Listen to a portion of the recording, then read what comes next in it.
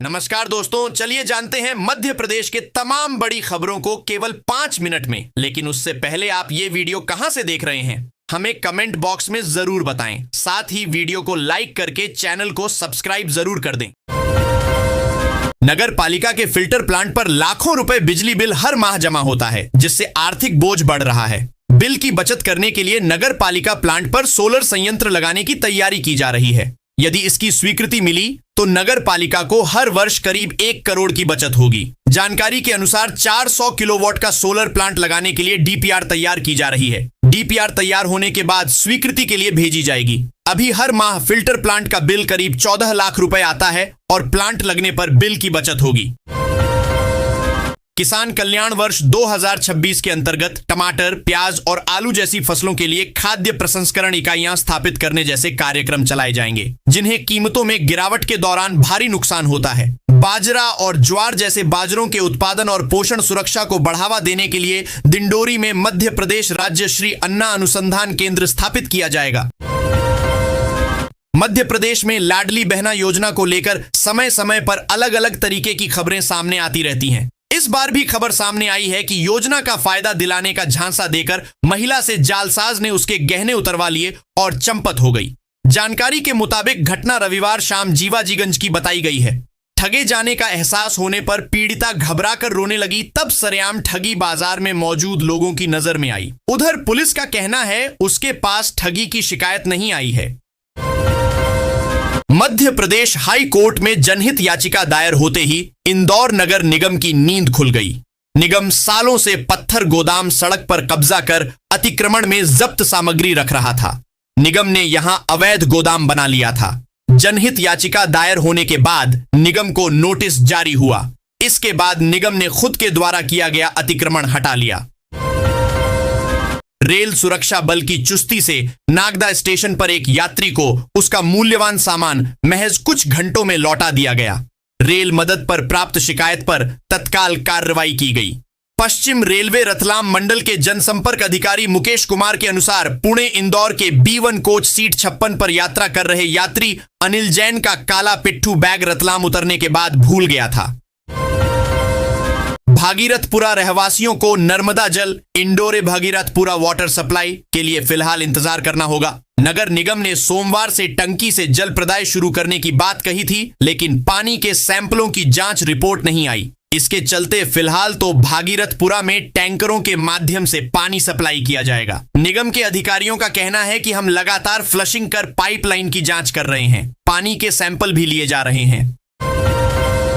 मध्य प्रदेश लोक सेवा आयोग MPPSSC राज्य अभियांत्रिकी सेवा परीक्षा 2024 की अंतिम चयन प्रक्रिया MPPSSC इंटरव्यू शेड्यूल 2026 शुरू करने जा रहा है। सहायक यंत्री सिविल परीक्षा में सफल अभ्यर्थियों को अब साक्षात्कार इंटरव्यू के लिए बुलाया जाएगा। आयोग की तरफ से साक्षात्कार की तारीख तय हो गई है। सहायक यंत्री सिविल पदों के लिए साक्षात्कार 20 और 21 जनवरी 2026 को आयोजित किए जाएंगे। 1450 बेड का नया MY अस्पताल कैसा बनेगा, इसका लेआउट फाइनल हो गया है। अस्पताल में मरीजों को आधुनिक इलाज की सुविधा मिलेगी। अस्पताल निर्माण के लिए मिट्टी परीक्षण और बाधक निर्माण हटाने का कार्य शुरू हो गया है। अस्पताल के संबंध में डीन डॉ अरविंद घंघोरिया की अध्यक्षता में सभी विभागों के अध्यक्ष सहित स्टाफ की बैठक आयोजित हुई। भागीरथपुरा में दूषित पानी से हुई मौतों के बाद कांग्रेस ताकत दिखाने के लिए आज फिर से सड़क पर उतरी है। आज शहर में न्याय यात्रा निकाली जा रही है। इसमें दिग्विजय सिंह, सज्जन सिंह वर्मा, मीनाक्षी नटराजन, उमंग सिंघार सहित प्रदेश के अलग अलग क्षेत्रों से कांग्रेस विधायकों सहित अन्य बड़े नेता पहुंचे हैं। इस दौरान प्रदेश कांग्रेस अध्यक्ष जीतू पटवारी के इंतजार में यात्रा रुकी रही। मध्य प्रदेश में विधान परिषद के गठन की आवश्यकता को लेकर रविवार को सिटी सेंटर स्थित सत्कार गेस्ट हाउस में एक महत्वपूर्ण सेमिनार का आयोजन किया गया। समग्र शिक्षक संघ मप्र द्वारा आयोजित इस कार्यक्रम में भितरवार विधायक मोहन सिंह राठौड़ ने कहा कि विधान परिषद के गठन से राज्य पर पड़ी ढींचने वाला आर्थिक भार वहां बनने वाली बेहतर नीतियों की तुलना में नगण्य है। तमाम जागरूकता अभियानों और सावधानियों के बावजूद साइबर अपराधी आम नागरिकों को अपने जाल में फंसा रहे हैं। ग्वालियर के थाटीपुर थाना क्षेत्र स्थित शकुंतलापुरी में ऐसा ही एक मामला सामने आया है, जहां ठगों ने एसबीआई के नाम से भेजी गई एपी के फाइल के जरिए बुजुर्ग के मोबाइल को हैक कर लिया। वेटरनरी विश्वविद्यालय में प्रोजेक्ट पंचगव्य पर राशि के दुरुपयोग पर सवाल उठे तो कुलपति मनदीप शर्मा ने सफाई दी। रविवार को पत्रकार वार्ता आयोजित कर उन्होंने बताया कि गोवा टूर और कार खरीदना पंचगव्य प्रोजेक्ट का हिस्सा थे। शिव भक्ति की परंपरा को संजोए माहिष्मती नगरी महेश्वर में रविवार को भगवान महामृत्युंजय शिव की भव्य रथ यात्रा श्रद्धा, भक्ति और उल्लास के साथ निकाली गई। हजारों श्रद्धालुओं की सहभागिता, पुष्प वर्षा, ढोल नगाड़ों और नर्मदा तट पर हुई महाआरती ने पूरे नगर को शिवमय कर दिया। चलिए तस्वीरों में देखते हैं कैसा मंजर था इस दौरान। मध्य प्रदेश के 20 से अधिक जिले घने कोहरे और शीतलहर की चपेट में हैं। मौसम विभाग ने चेतावनी दी है कि पश्चिमी विक्षोभ के सक्रिय होने और 252 किलोमीटर प्रति घंटे की रफ्तार वाली जेट स्ट्रीम हवाओं के कारण अगले 3 दिनों में ठंड और बढ़ेगी। नए और पुराने शहर के 39 से अधिक इलाकों में आज बिजली कटौती का शेड्यूल जारी किया गया है। बिजली कंपनी के मुताबिक सुबह 10 से बिजली मेंटेनेंस काम शुरू होगा। ऐसे में नागरिकों से अपील है कि वो जल्द से जल्द अपने बिजली संबंधित कार्य पूरे कर लें। मध्य प्रदेश में ग्वालियर में रविवार को उस समय शोक की लहर फैल गई जब शहर के बड़े नेताओं में से एक और वार्ड क्रमांक 5 से कांग्रेस के पार्षद प्रेम प्रकाश शर्मा का बीमारी के चलते निधन हो गया। बताया जा रहा है कि पीपी शर्मा का शहर के एक निजी अस्पताल में लंबे समय से इलाज चल रहा था। बीती शाम उनकी तबीयत अचानक बिगड़ी और इलाज के दौरान उन्होंने अंतिम सांस ली। शर्मा के निधन के बाद विशेषकर प्रदेश कांग्रेस में शोक की लहर है। मतदाता सूची के विशेष संक्षिप्त पुनरीक्षण SIR के जो आंकड़े सामने आए हैं, उन्होंने ग्वालियर की राजनीति में हलचल पैदा कर दी है। शहर की चारों विधानसभा सीटों पर नए नाम जुड़ने की तुलना में हटाए गए नामों की संख्या इतनी अधिक है कि इसने भविष्य के चुनावी समीकरणों को पूरी तरह अस्थिर कर दिया है। चौंकाने वाली बात यह है कि चारों सीटों पर जितने वोटों से विधायक जीते थे, उससे 3 से 4 गुना ज्यादा नाम लिस्ट से कट गए हैं। राजनीतिक गलियारों में डर इस बात का है कि कहीं ये कटे हुए नाम किसी दल विशेष के परंपरागत वोट बैंक के तो नहीं है। स्वामी विवेकानंद की कहानी युवा संघर्ष की कहानी है, इसलिए उनके जन्म दिवस को राष्ट्रीय युवा दिवस नेशनल यूथ डे के तौर पर मनाया जाता है। स्वामी विवेकानंद का संघर्ष मनुष्य जाति की संपूर्ण विजय के लिए है। भूख, दरिद्रता, डर, जड़ता, मोह, दुर्बलता और काम वासना के कीचड़ में भैंसे हुए मनुष्य को बाहर निकालने का एक जोरदार प्रयत्न किया था स्वामी विवेकानंद ने। मध्य प्रदेश की बहुप्रतीक्षित रामगंज मंडी भोपाल रेल लाइन BH-ओपाल रमगांज मंडी रेलवे लाइन का काम अब अपने निर्णायक चरण में पहुंचता नजर आ रहा है। करीब 3,335 करोड़ की लागत वाले प्रोजेक्ट में अब काम की रफ्तार काफी तेज है। रेलवे ने मार्च 2026 तक अलग अलग सेक्शन में ट्रैक बिछाने और ट्रायल रन शुरू करने की डेडलाइन तय कर दी है, जिसके तहत जिले में खिलचीपुर से आगे राजगढ़ और ब्यावरा के साथ ही सोनकच्छ तक मार्च तक ट्रायल रन के लिए ट्रैक तैयार होगा। केवल सोनकच्छ से नरसिंहगढ़ और कुरावर वाला हिस्सा ही इसके बाद शेष रह जाएगा, जिसे भी सितंबर-अक्टूबर तक पूरा करने की योजना है। स्टार्टअप शुरू करने का यही बेहतर समय है। सरकार का सपोर्ट, फंडिंग, मार्केट सब तैयार है। आज का युवा जन्मजात टैलेंटेड है, बस उन्हें सही दिशा व अवसर चाहिए। मप्र के युवाओं में वह आग है जो यूनिकॉर्न बना सकती है। ये बातें बोएट लाइफस्टाइल के को-फाउंडर अमन गुप्ता ने कही। वे मप्र सरकार के स्टार्टअप की try track hackathon hack and make को संबोधित कर रहे थे। गुप्ता ने युवाओं को स्टार्टअप शुरू करने के लिए प्रेरित किया। बोले, मैं स्टार्टअप जर्नी में 5 बार असफल हुआ, हर बार फिर से शुरुआत की। ब्रांड का नाम सरल हो, बोट याद रहता है, इसलिए यह ब्रांड बना।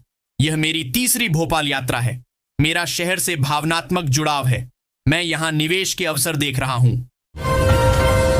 माघ मेला में स्नान एवं धार्मिक आयोजनों में शामिल होने के लिए प्रयागराज जाने वाले श्रद्धालुओं की संख्या लगातार बढ़ रही है, लेकिन बीना से प्रयागराज जाने वाली ट्रेनों में सीटें न मिलने से यात्रियों की परेशानी बढ़ गई है।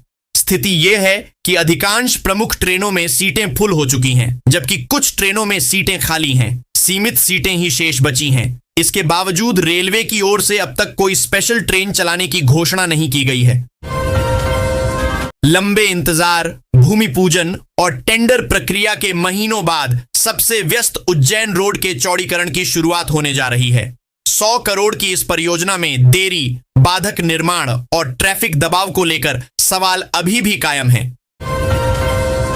इंदौर की MR-12 सड़क को सिंहस्थ उज्जैन सिंहस्थ 2028 के पहले पूरा करने के लिए IDA प्रयास कर रहा है। यहां कान्ह नदी पर कैलोधाला इलाके में रिवर ब्रिज बनाने का काम अटका था। शासन से अनुमति मिलने के बाद इसकी शुरुआत कर दी गई है।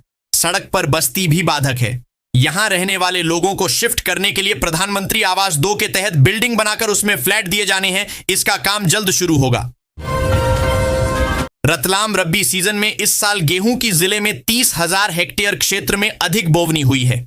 गिरदावरी में गेहूं का रकबा पिछले साल की तुलना में बढ़ा है। इस कारण 51,524 मीट्रिक टन यूरिया का वितरण अब तक हो चुका है, जो पिछले साल से 9 से 10,000 मीट्रिक टन अधिक। MP की राजधानी भोपाल में रविवार को सडीडी चक पर अनोखा नजारा दिखा। यहां 1,100 से ज्यादा ट्रैक्टरों की रैली निकली। वाहनों की इस भीड़ DH में मुख्यमंत्री डॉ मोहन यादव ने भी स्टीयरिंग संभालकर रैली का नेतृत्व किया। उन्होंने विधायक रामेश्वर शर्मा को बाजू में बैठाकर ट्रैक्टर दौड़ाया।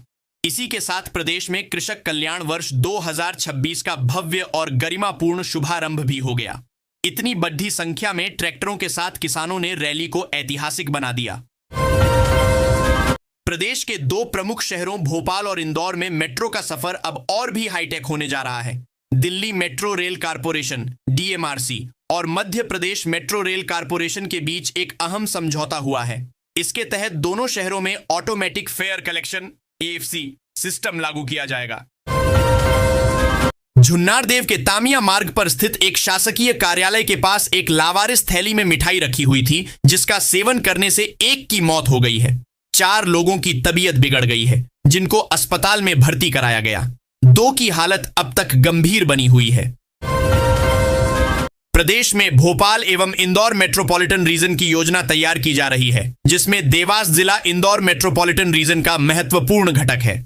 आर्थिक विकास को गति देने के लिए शहरी मोबिलिटी, पब्लिक ट्रांसपोर्ट एवं यातायात प्रबंधन को भी इकोनॉमिक प्लान का अभिन्न हिस्सा बनाया जाएगा, जिससे नागरिक सुविधाओं के साथ साथ औद्योगिक और व्यावसायिक गतिविधियों को भी प्रोत्साहन मिल सके। मध्य प्रदेश में अब मेलों को लेकर भी राजनीति होने लगी है। दरअसल मेलों में राजनीति का विषय अब रोड टैक्स में 50% की छूट है, जिसको लेकर प्रतिस्पर्धा का माहौल हो गया है। ऐतिहासिक ग्वालियर व्यापार मेला वाहनों की बिक्री पर रोड टैक्स में 50% छूट के लिए भी जाना जाता है। यहां रोड टैक्स में 50% छूट हर साल मिलती है। स्वास्थ्य विभाग में व्यवस्थाएं संभालने वाले आउटसोर्स कर्मचारी इन दिनों सिस्टम की लापरवाही और आउटसोर्स कंपनियों की मनमानी के दोहरे चक्रव्यूह में फंसे हैं। एक ओर सरकार श्रमिकों के हितों की बात करती है, वहीं दूसरी ओर ग्वालियर स्वास्थ्य विभाग में कार्यरत इन कर्मचारियों को अर्धकुशल श्रमिक की निर्धारित दर तक नसीब नहीं हो रही है। हद तो यह है कि 11 महीनों से एरियर का इंतजार कर रहे इन कर्मचारियों को हर माह वेतन के लिए भी एड्डियां रगतदहनी पड्डा DH रही हैं। साल 2026 में सरकारी कर्मचारियों की बल्ले बल्ले होने वाली है। जानकारी के लिए बता दें कि मध्य प्रदेश की राजधानी भोपाल में वर्ष 2026 के दौरान 4 दिनों का स्थानीय अवकाश घोषित किया गया है। शहर में 14 जनवरी को मकर संक्रांति के अवसर पर स्थानीय अवकाश रहेगा। इस दौरान सभी शासकीय कार्यालय बंद रहेंगे। जनवरी के दूसरे सप्ताह में मौसम का रुख बदल गया है। दिन रात के तापमान में उछाल देखने को मिल रहा है, लेकिन माह के तीसरे सप्ताह में फिर मौसम में बदलाव देखने को मिलेगा। रविवार को अधिकतम तापमान सामान्य से 2 डिग्री अधिक 27.1 डिग्री सेल्सियस दर्ज किया गया। न्यूनतम तापमान भी सामान्य से 1 डिग्री ज्यादा 12.6 डिग्री सेल्सियस दर्ज किया गया। मौसम वैज्ञानिक डॉक्टर विवेक छलोत्रे ने बताया कि वर्तमान में हवा का रुख बदलने और एक कमजोर पश्चिमी विक्षोभ के असर के कारण तापमान में यह उछाल आया है। पंजाबी सनातन समाज मंगलवार 13 जनवरी को शाम 7 बजे से सिविल लाइंस स्थित होटल वरदान में लोहड़ी पर्व धूमधाम से मनाएगा। कार्यक्रम की शुरुआत पारंपरिक रीति रिवाजों के साथ होगी। विधि विधान से पूजा अर्चना कर पावन अग्नि प्रज्वलित की जाएगी। पंचायतों में फर्जी जॉब कार्ड बनवाकर मनरेगा की मजदूरी हड़पने वाले लोगों के खिलाफ प्रशासन ने सख्ती बढ़ा दी है। जिला पंचायत के माध्यम से सभी पंचायतों में सचिव और जीआरएस ने मजदूरों की ई-केवाईसी की जा रही है। जॉब कार्ड धारी मजदूर के आधार से उसका फेस मैच किए जा रहे हैं। दोनों का मिलान न होने पर संबंधित मजदूर को मनरेगा योजना की मजदूरी से बेदखल किया जा रहा है। आगामी बजट से पहले शहर के आमजन का आक्रोश चरम पर है। केवल सब्सिडी और मुफ्त राशन के भरोसे गरीब को आत्मनिर्भर बनाने का दावा करने वाली सरकार जमीनी हकीकत से कोसों दूर है। गैस, अनाज और आवास जैसी बुनियादी जरूरतों के लिए संघर्ष करता मध्यम वर्ग केवल आंकड़ों की बाजीगरी नहीं बल्कि ठोस समाधान और रोजगार चाहता है। पम दीनदयाल उपाध्याय राज्य स्तरीय फुटबॉल प्रतियोगिता के क्वार्टर फाइनल के 2 मुकाबलों ने दर्शकों को रोमांचित कर दिया। दोनों मैच गोल रहित ड्रॉ पर समाप्त होने के बाद ट्राई ब्रेकर में फैसला हुआ, जिसमें ताज स्टार क्लब और टाइटन क्लब ने जीत दर्ज कर सेमीफाइनल में प्रवेश किया। संघ और संगठन की सहमति के बाद मोहन सरकार निगम मंडलों में अध्यक्षों की नियुक्ति करने के काफी करीब पहुंच गई है। पहली खेप में प्रदेश के 12 से अधिक बड़े निगम मंडलों, प्राधिकरणों में अध्यक्ष नियुक्त किए जाने हैं। इसके लिए पूर्व मंत्री अरविंद सिंह भदौरिया, कमल पटेल, रामनिवास रावत और पूर्व मंत्री इमरती देवी जैसे 12 नेताओं के नाम तय करना बताया जा रहा है। मध्य प्रदेश में मतदाता सूची के शुद्धिकरण के लिए विशेष गहन पुनरीक्षण SIR का दूसरा चरण चल रहा है। नाम जोड़ने हटाने के लिए दावा आपत्तियां प्राप्त की जा रही हैं, जिनका निराकरण करके 21 फरवरी को मतदाता सूची का अंतिम प्रकाशन होगा। मध्य प्रदेश में मां नर्मदा के संरक्षण और पुनर्जीवन की दिशा में एक बार फिर बड़ा कदम उठाया जा रहा है। इस वर्ष वर्षा ऋतु के दौरान नर्मदा नदी के किनारे 28 लाख पौधे लगाए जाएंगे। उद्देश्य नर्मदा के कैचमेंट एरिया को सुरक्षित करना और नदी के प्राकृतिक प्रवाह व पर्यावरण संतुलन को मजबूत करना है। खास बात यह है कि पौधारोपण के बाद उनकी देखरेख और निगरानी ड्रोन और सैटेलाइट तकनीक से की जाएगी, ताकि पौधों की जीवितता सुनिश्चित हो सके। महिलाओं को आर्थिक रूप से मजबूत बनाने के लिए सरकार और बीमा क्षेत्र से जुड़ी संस्थाएं लगातार नई योजनाएं ला रही हैं। इसी कड़ी में बीमा साक्षी योजना 2026 को लेकर बड़ी खबर सामने आई है। इस योजना के तहत महिलाओं को हर महीने 7,000 रुपये तक की कमाई का अवसर मिल सकता है। खास बात यह है कि इसमें प्रशिक्षण के साथ साथ नियमित आय का रास्ता भी खुलता है, जिससे महिलाएं अपने परिवार को आर्थिक सहयोग दे सकती हैं। नए साल 2026 की शुरुआत के साथ ही देश की सार्वजनिक वितरण प्रणाली में कुछ महत्वपूर्ण और दूरगामी परिवर्तन लागू किए गए हैं, जो करोड़ों राशन कार्ड धारकों को प्रभावित करेंगे। सरकार का मुख्य उद्देश्य राशन वितरण व्यवस्था को अधिक पारदर्शी, डिजिटल और भ्रष्टाचार मुक्त बनाना है, ताकि सब्सिडी युक्त खाद्यान्न केवल वास्तविक हकदारों तक पहुंचे। इन नए प्रावधानों का सीधा संबंध मुफ्त राशन वितरण, सब्सिडी और विशेष रूप से ई-केवाईसी प्रक्रिया से है। यदि आप भी राशन कार्ड धारक हैं, तो इन बदलावों के बारे में विस्तार से जानना अत्यंत आवश्यक है, क्योंकि इनका सीधा असर आपके परिवार को मिलने वाले खाद्यान्न पर पड़ेगा।